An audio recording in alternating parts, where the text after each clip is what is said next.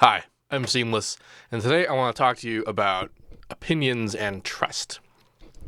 This isn't so much about, like, the problems I tend to have with people on the internet where they tend to frame their opinions as if they're presentations of fact, where someone does not say something like, I think, like, it's not my particular style of music, so I don't really like listening to it. Instead of saying that, they just say, it sucks. Like, it is all bad. Nothing about it is good because they don't like it. Most people at least learn to filter that kind of stuff and to understand what they really mean. But that's just an issue that I hate all the time. It's a lot, but I'm not going to try and solve that because that's not going to be ever going to be a thing. That's just going to be how people communicate, and they say it's just there's no sense in attempting to try and mitigate that. But where does trust come into play? The trust comes into play when people actually take people's opinions as fact, even mine, even other professionals, even people that you think know everything about what they're talking about. It becomes a problem when you take their word to be gospel. What I mean by this is, I'm sure plenty of people are familiar, especially if you're an FL user, you're used to people saying things like FL Studio is a joke DAW, or that it's not professional, that you can't make professional music with it, or that it's a toy, it's a joke, and that kind of thing.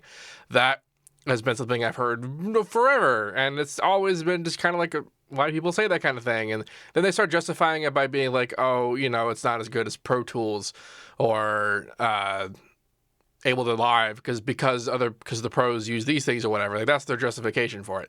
The thing is, though, is that, like I discussed a bit in the best DAW video, all of those things are really just opinions. They're not based in fact. And by fact, I mean there's not really any reason why someone would objectively not be able to use FL to make professional music and that kind of thing. And that's a really basic idea about the fact that if somebody who knows enough about what they're doing, or maybe they are FL users, or maybe they're even not users of FL, they use other things, but they can sort of spot when someone says something like that, and they can go, that's bullshit. They can just sort of be like, okay, that's fine.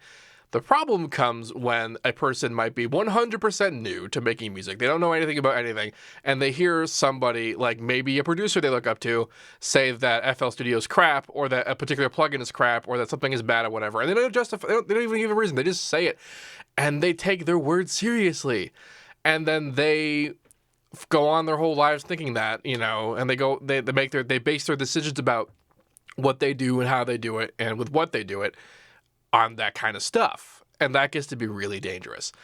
And that's a kind of a dumb example, but there are more sort of insidious examples about things where people people talk about audio engines as a big one, where people say like a DAW's audio engine is not as good as another DAW's audio engine, when in reality there is no difference in any DAW's audio engine. But people still say that, and they use that as a kind of a way to put down other DAWs, and people believe them.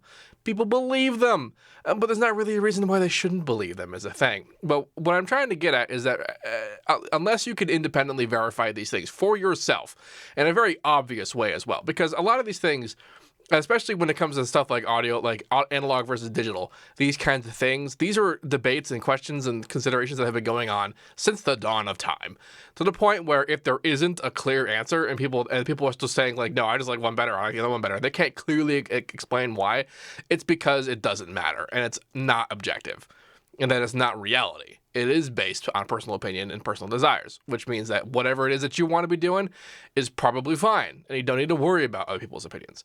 If there were like objective, full measurable differences between these kinds of things, not even just analog digital, but any other kind of comparison, they would have been done, and it would have been clear. And in fact, most of the times when there are like measurable studies on some stuff, like when people there was a wonderful study. I wish I knew where it was. Actually, I think it's in the audio engine thing. If you actually just Google FL audio engine, you'll find a post made by the ImageLine guys talking about how bullshit that is. And they list a whole bunch of studies. And one of them was this really great study where they took audiophile quality, super high grade, ultra expensive, amazing like audio cables. And they found a whole bunch of people that identified themselves as audiophiles, and they played them some music. And they're trying to find out like which thing they were hearing was being played through the super expensive cable, and which one was being played through a coat hanger. And they get basically 50-50 split, and I think it was like all of them were being played through the coat hanger, and they couldn't tell the difference. Holy shit!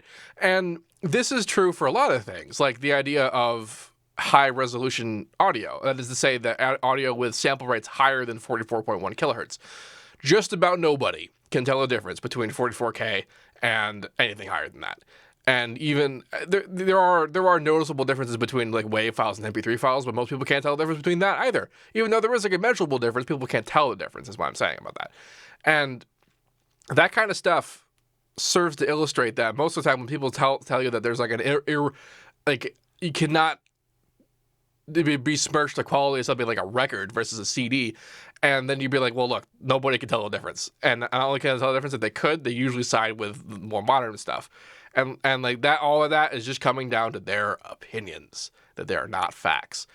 Now, these are all things that have been measured and studied and disproven or proven one way or the other, and like I said before, even for me, you shouldn't be taking my word at face value. If I didn't say that earlier, I mean to say that now. Do not take my word at face value. Don't take anybody's word at face value.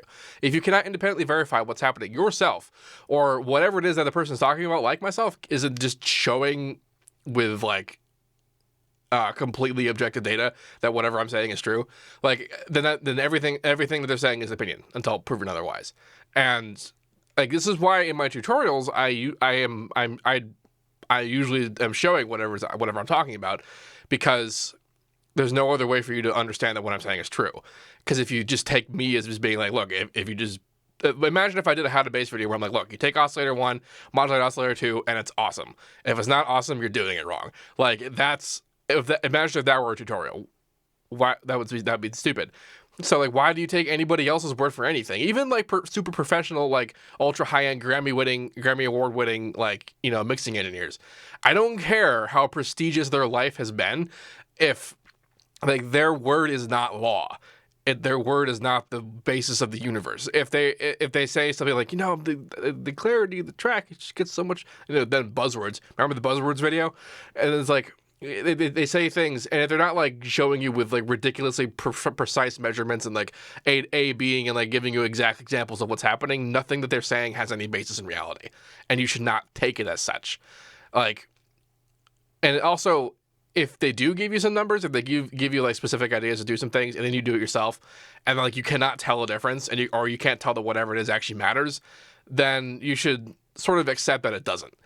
And because a lot of times, as you know, when I was a younger producer, a lot of people will show me they would have like, you got to keep your kick at so much dB and snares at so much other dB, and do all these things for all these reasons, which definitely did have a reason at some point. Those kinds of things were passed down as being traditional methods of mixing versus mastering and that whole idea, but nobody could ever articulate why they were doing that, for what reason that mattered. And I noticed that if I just didn't give a shit, that it didn't particularly matter, because it sounded still kind of the way that I wanted it to sound. And that's mostly true for a lot of things, or at least for the things that have apparently not mattered, or at least did matter before certain technologies happened, like 32-bit floating point in audio processing. That's a big one. These are examples of reasons why I'm telling you that don't take anybody's word for anything, because because technology is so good now, most of the times you can just go and try stuff and find out immediately and notice that there is either an improvement or not an improvement or no noticeable difference, and then you can say, okay, cool, that person, you know, made some sense there, or not made some sense or whatever. But just don't. And also, oh boy, so I don't mean to get into like the whole debate fallacy, like logical fallacy list of things. That's not how I tend to roll. But one of them in there is one called appeal to authority, where if you're in an argument and you're arguing with somebody, and then you say, well, this is right because so-and-so authority on the subject says it's right. That's not a source. That's not a citing. That's not information.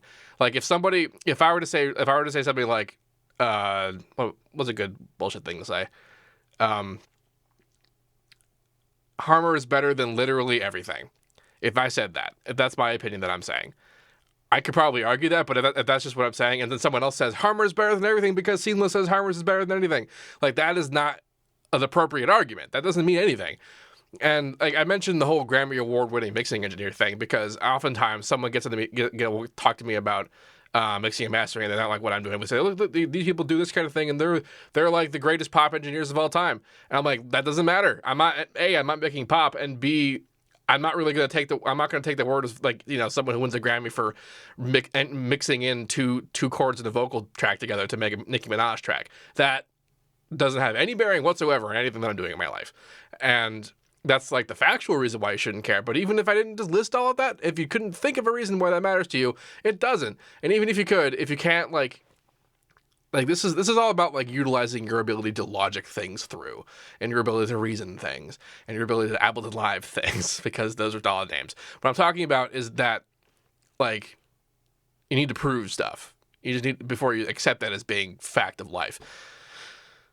And like you'll definitely see like just throughout your life how this can help you, because you'll start to realize that a lot of things that like because like I have a lot of idols. I had a lot of like tracks and producers that I liked a lot that whose opinions I trusted because they made stuff that I liked. But then as I learned more and more about what I was doing with my abilities as a producer, I started to learn more and more how hacky they are, and how professionals almost know less about what they're doing than us enthusiasts.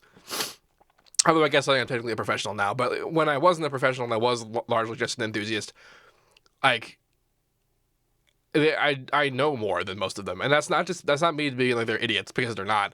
That's just saying that like their ideas about how to do things are not automatically the best way to do it just because they're the ones that did it.